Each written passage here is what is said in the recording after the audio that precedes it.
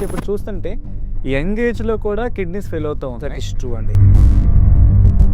ఈ life style changes వల్లనే ఇప్పుడు ఎర్లీ ఏజెస్లో వస్తున్నాయండి ఏది కిడ్నీ ప్రాబ్లమ్స్ అనేది. సో అన్ని బ్యాక్ పెయిన్లు కిడ్నీ ప్రాబ్లం అని చెప్పలేనండి, కానీ కిడ్నీ ప్రాబ్లం ఉన్న వాళ్ళకి బ్యాక్ పెయిన్ ఖచ్చితంగా రావచ్చు. జనరలీ మనకు మిగతా ఆర్గన్స్ లాగా అన్ని సిమ్టమ్స్ ఉండకపోవచ్చు కిడ్నీ ప్రాబ్లంకి, అదే బిగ్గెస్ట్ డ్రాబ్యాక్ మనకి. ఓకే సో లేట్ స్టేజ్ అయ్యే వరకు మనకి బయటపడదండి. సార్, అసలు కిడ్నీలో స్టోన్స్ అంటే ఏంటి, అవి ఎట్లా వస్తాయి, సిమ్టమ్స్ ఎట్లా మనం బయటపడతాయి? బట్ పెర్సే చెప్పాలంటే వాటర్ ఈజ్ ద రెమెడీ అండి.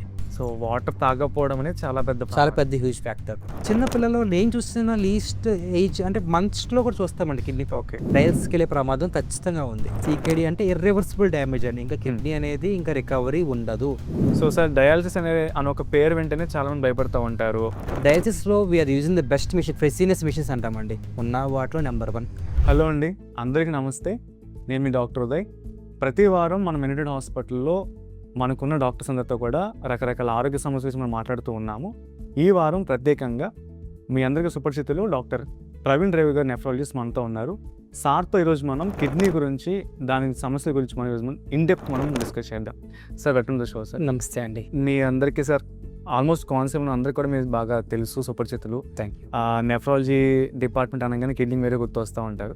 సో సార్, అసలు నెఫ్రాలజీ డిపార్ట్మెంట్లో అసలు మీరు ఏమే కేసులు చూస్తూ ఉంటారు, ఏమంటే ఒకసారి చెప్పండి. జనరలీ మేము ఇక్కడ మన నెఫ్రాలజీలో చూసే కేసు ఎక్కువ అంటే అండి సీకేడీ అంటే క్రానిక్ కిడ్నీ డిసీజ్ అండి. షుగర్ అవనివ్వండి, బీపీ అవనివ్వండి, వాటి వల్ల ఇంకా రివర్సిబుల్ కాకుండా ఇర్రివర్సిబుల్ డ్యామేజ్ ఆఫ్ కిడ్నీస్ ఉన్న వాళ్ళు చూస్తుంటాము.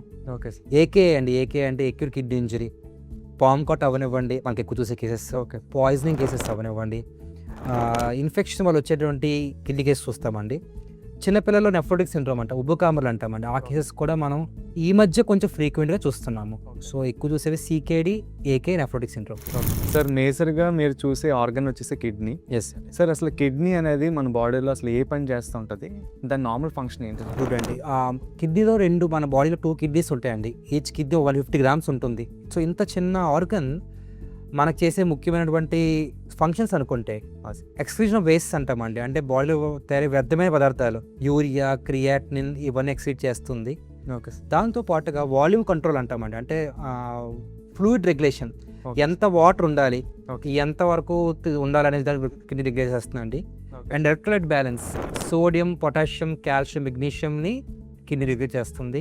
ఓకే ఇవి కాకుండా హార్మోన్స్ ఉంటాయి, erythropoietin, vitamin D. Erythropoietin hormone blood కోసం, బ్లడ్ తేరడం ఉత్పత్తి ఉపయోగపడుతుందండి. అండ్ వైటమిన్ ది బోన్స్ కోసం. ఈ 2 హార్మోన్స్ కూడా కిడ్నీలో ప్రొడ్యూస్ అవుతాయి. ఇవి కాకుండా బీపీ రెగ్యులేషన్. సో రా సిస్టమ్ అనే ఒక సిస్టమ్ ద్వారా బాడీలో బ్లడ్ ప్రెషర్ని కిడ్నీస్ రెగ్యులేట్ చేస్తుంటాయి.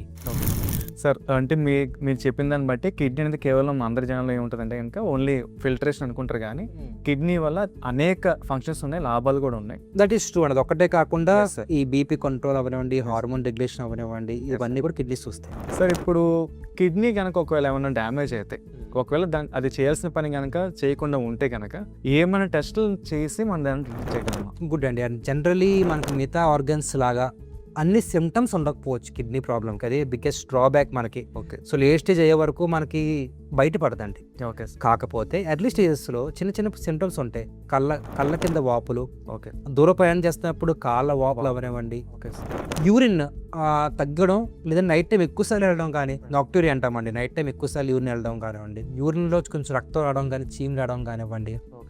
ఇవి కాకుండా జనరల్లీ ఆకలి లేకపోవడం, ఓకే లేదంటే వెయిట్ లాస్ అంటామండి, తెలియక ఇప్పుడు నీరసంగా ఉండి బరువు తగ్గడం, ఇవి చిన్న సిమ్టమ్స్ అండి, సటిల్ సిమ్టమ్స్ అంటాం. ఓకే వీటిని క్యాచ్ చేసి ఎర్లీగా మన డౌట్ ఉన్నప్పుడు ఒక అల్ట్రాసౌండ్ స్కానింగ్ అండి, ఓకే సార్, దాంతోపాటు క్రియేటినిన్ ఒక blood test, okay sir, sodium, potassium అనే బ్లడ్ టెస్ట్తో పాటు యూరిన్ ఎగ్జామినేషన్ చేయించుకుంటే ఓకే సార్, ఎర్లీ డిటెక్ట్ చేయగలుగుతామండి. ఎర్లీ డిటెక్ట్ చేస్తే దాని ప్రోగ్రెస్ అవ్వకుండా మనం కాపాడుకోవాలి. సో మీరు చెప్పిన సిమ్టమ్స్ అనేవి కొంచెం తక్కువగా ఉంటాయి కిడ్నీలో, బట్ టెస్ట్లు అనేవి మన దగ్గర అవైలబుల్ ఉన్నాయి, ఆ టెస్ట్లు చేయించుకోవచ్చు. సార్, సిమ్టమ్స్ కూడా ఇప్పుడు మీరు చెప్పిన దాంట్లో చూస్తే కాళ్ళు వాపులు కానీ, ఈ కళ్ళ కింద వాపులు కానీ, యూరిన్ ఎక్కువ అవ్వచ్చు, తక్కువ అవ్వచ్చు. ఈ సిమ్టమ్స్ ఖచ్చితంగా ఉన్నాయంటే కనుక డెఫినెట్ గా మనం డౌట్ పడాలి. అట్లీస్ట్ డౌట్ పడి చేయించుకుంటే మనకు బెటర్ అంటారు. సార్, ఇప్పుడు సాధారణంగా అందరూ కిడ్నీ అంటే ఈ మధ్య కాలంలో స్టోన్స్ ఉన్నాయి, రాళ్ళు ఉన్నాయి చెప్పి అంటా ఉంటున్నారు. సార్, అసలు కిడ్నీలో స్టోన్స్ అంటే ఏంటి, అవి ఎట్లా వస్తాయి, సిమ్టమ్స్ ఎట్లా మనం బయటపడతాంటారు సార్? వెరీ గుడ్ అండి. జనరలీ మనకున్న ఈ కాస్ట్లీ బెడ్స్లో వాటర్ బాగా తక్కువ తీసుకోవడం వలన బాడీలో సాల్ట్స్ ఏవైతే ఉన్నాయో అవి డిపాజిట్ అయ్యి ఒక రాయిలా ఫార్మ్ అవుతుందండి. Okay sir. ఆ రాయి ఉన్న సైజ్ బట్టి దాని లొకేషన్ బట్టి మీకు సిమ్టమ్స్ వస్తాయి. ఫర్ ఎగ్జాంపుల్ రాయి సైజు కొంచెం పెద్దగా ఉండి జారుతుంటే పెయిన్ అవ్వనివ్వండి, పెయిన్తో పాటు నొప్పితో పాటు వాంతులు అవ్వనివ్వండి, ఓకే యూరిన్ వెళ్తున్నప్పుడు మంట, నొప్పి, ఇటువంటి సిమ్టమ్స్ రావచ్చు అండి. Okay sir. కాల్షియం స్టోన్స్ అంటాము, యూరిక్ యాసిడ్ స్టోన్స్ అంటాము, ఆక్సిజన్ స్టోన్స్ అంటామండి. ఎటు అనుకున్నా కానీ సింపుల్గా ఒక మాట చెప్పాలి అంటే ప్లెంటీ ఆఫ్ వాటర్ అండి. వాటర్ చాలా ఎక్కువగా తీసుకుంటూ ఉండి ఈ సాఫ్ట్ డ్రింక్స్ లేదంటే నాన్ వెజ్ ఐటమ్స్ తగ్గిస్తే ఈ స్టోన్స్ అనేవి ఫార్మ్ అవ్వకుండా ఉంటాయండి. ఓకే. సో ఇవి కాకుండా ఆక్సిడైడ్ స్టోన్స్ అనేవి కొంచెం బై బర్త్ రావచ్చు. అంటే సాధారణ చిన్నపిల్లల్లో వచ్చినప్పుడు కానీ 2 వైపు స్టోన్స్ ఉన్నాయంటే మనం జెనెటిక్ టెస్ట్ చేసుకొని ఆక్సలేట్ స్టోన్స్ ఏమి ఉన్నాయేమో చూసుకుంటాము. ఓకే. బట్ పెర్సే చెప్పాలంటే వాటర్ ఈజ్ ద రెమెడీ అయితే. సో వాటర్ తాగకపోవడం అనేది చాలా పెద్ద హ్యూజ్ ఫ్యాక్టర్. సార్ ఒక్కసారి నాకు మనం ఇద్దరు డిస్కషన్ చేస్తున్నప్పుడు సార్ మీరు మాట అన్నారు, కిడ్నీ స్టోన్స్ ఉన్న వాళ్ళకి బ్యాక్ పెయిన్ కంప్లీట్ వస్తూ ఉంటుంది.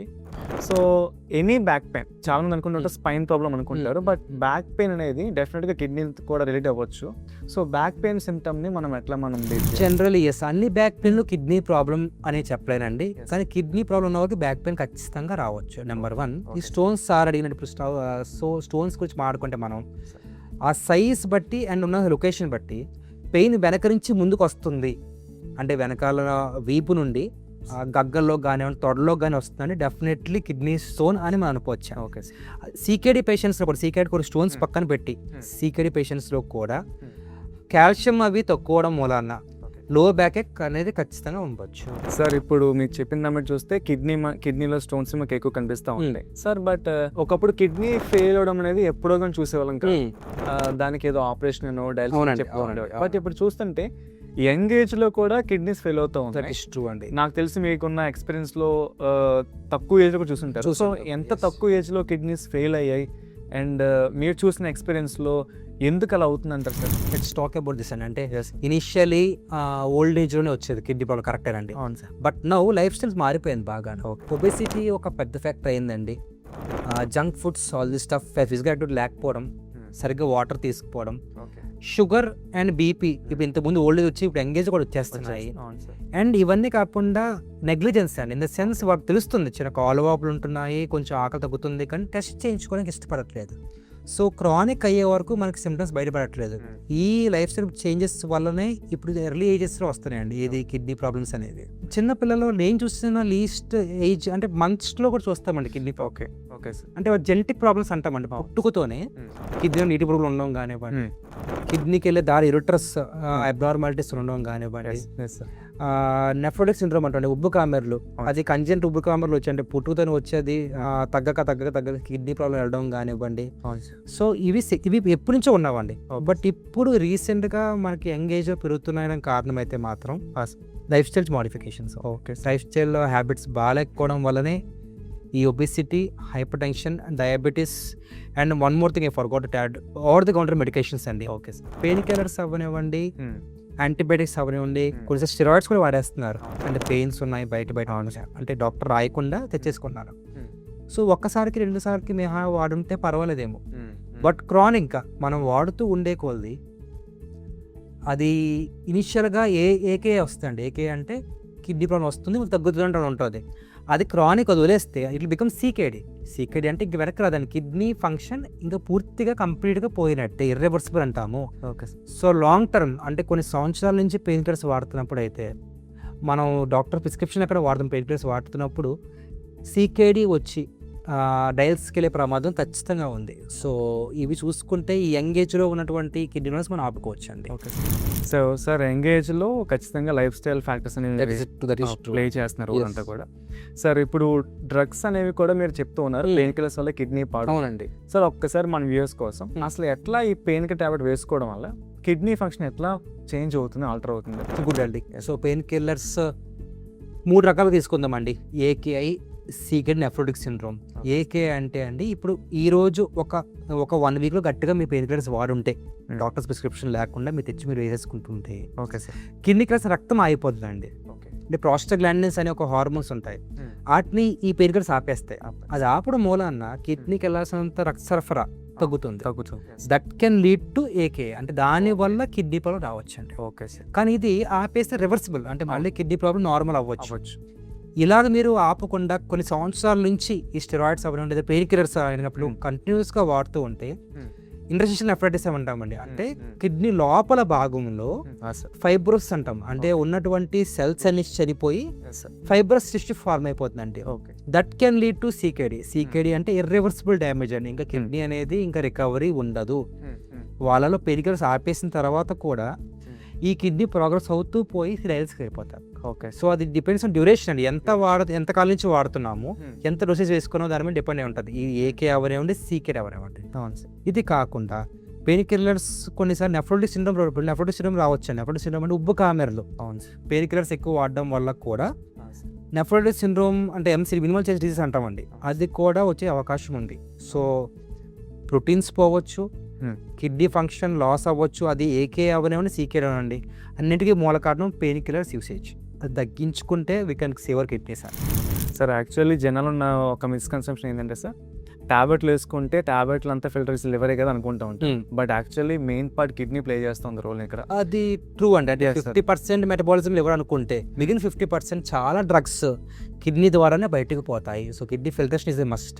సో ఖచ్చితంగా మనం ఈజీఎఫ్ఆర్ అనుకుంటా ఉంటాము. సో డయాబెటిక్స్ అయినా సరే వాళ్ళు తీసుకునే మెడికేషన్స్ కానీ బీపీ పేషెంట్లు కానీ డెఫినెట్గా టాబ్లెట్స్ ఎవరు వాడుతున్నా సరే కిడ్నీ మీద ఎఫెక్ట్ ఉంటుందండి. సో ఖచ్చితంగా వాళ్ళు చెకప్ చేయించుకుంటే మంచిది అంటారు. సో సార్ యాక్చువల్లీ ఇప్పుడు టాబ్లెట్లు వేసుకున్న ఏ పేషెంట్ అయినా సరే, డయాబెటిక్ అవ్వచ్చు, అవునండి, హైపర్టెన్సివ్ అవ్వచ్చు, వెరస్ ఏ పేషెంట్ అయినా సరే ఎంత రెగ్యులర్గా చెక్ చేసుకుంటే మంచిది కిడ్నీ ఫంక్షన్? మీకు ఎటువంటి ఫ్యామిలీ హిస్టరీ లేదు అంటే ఇంట్లో ఎవరికి కిడ్నీ ప్రాబ్లం లేదనుకోండి, మీకు only sugar and diabetes and BP మాత్రమే ఉందనుకుంటే కొంచెం 3 months కనీసం చెక్ చేసుకోగలిగితే, ఇది మీ క్రియాటిన్ టెస్ట్ అవనివ్వండి, యూరిన్ టెస్ట్ అవన్నీ చేయించుకుంటూ ఉంటే ఏమాత్రం ప్రోటీన్స్ పోయినా, ఇది ఏమాత్రం క్రియాటిన్ పెరిగినా ఇమీడియట్గా మనం దాన్ని రివర్స్ చేసుకోవచ్చు. సీకెడీ ప్రోగ్రెస్ అయ్యే లోపు దాన్ని క్యాచ్ చేయగలిగితే, ఆర్ సీకెడీనే ఫస్ట్ స్టేజ్ పట్టుకోగలిగితే మనం దాన్ని ప్రోగ్రెస్ అవ్వకుండా మేనేజ్ చేసుకోవచ్చు. Okay sir.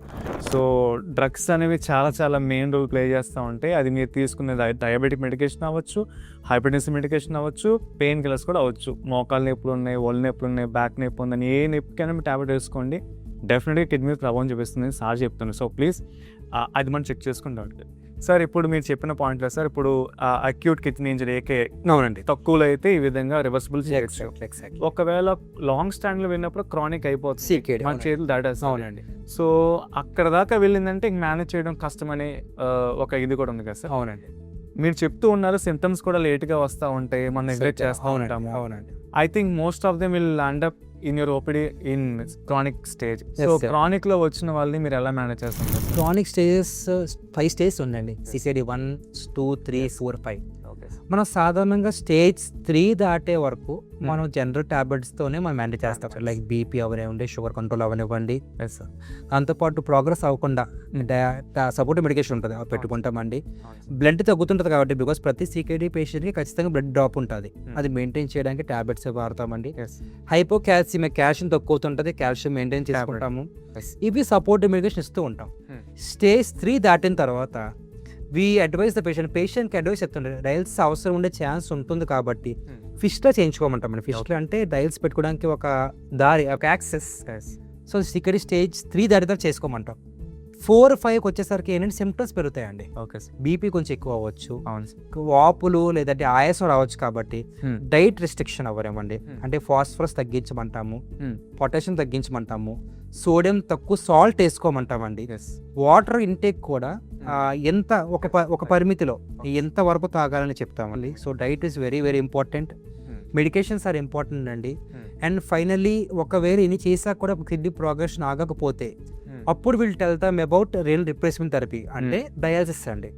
అది పెరిటోన్ డయాలసిస్ అవ్వచ్చు, బ్లడ్ డయాలసిస్ అవ్వచ్చు, ట్రాన్స్ప్లాంట్ అవ్వచ్చు. బట్ ఇవన్నీ లాస్ట్ స్టేజెస్లో ఇంకా కంట్రోల్ లేదు, కిడ్నీ ప్రోగ్రెస్ అయిపోతుంది అన్నప్పుడు దీని గురించి మాట్లాడతాము.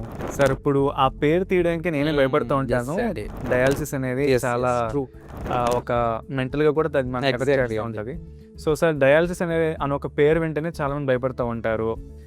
గవర్నమెంట్ కూడా చాలా ప్రోగ్రామ్స్ చేస్తూ ఉంటాయి. అండ్ మన కోనసీమలో కూడా మనం చూస్తూ ఉంటాము, ఈ ప్రివలెన్స్ కూడా చాలా ఎక్కువగా ఉంది. అవునండి. సార్ డయాలసిస్ అనగానే చాలా మంది భయపడుతూ ఉంటారు. బట్ మీరు యాజ్ అ నెఫ్రాలజిస్ట్గా మీకున్న ఎక్స్పీరియన్స్లో డయాలసిస్ వల్ల మీరు ఎంతో బాగా మందిని క్యూర్ చేస్తూ వచ్చారు.